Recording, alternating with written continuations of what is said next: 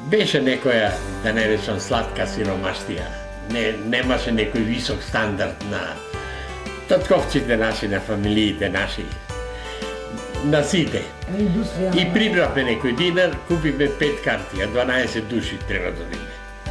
И направиме тактика, си пикнахме во возот и вардиме во вагонот напред и назад, не знаеме од кај ќе дојде кондукторот. И ќе ни јават, иде кондукторот. И ние петине со картите седиме, расположени како да сме само ние. Другите позади. Се пикнале некој на прва скала од вагонот, од она. Вратата затворена. Ќе помине кондукторот, не отварат да провери дали има надвор некој. И ќе му дадеме. Штом помине тој, одма пратаме со 5 карти еден, на друг ден да пред него. Така.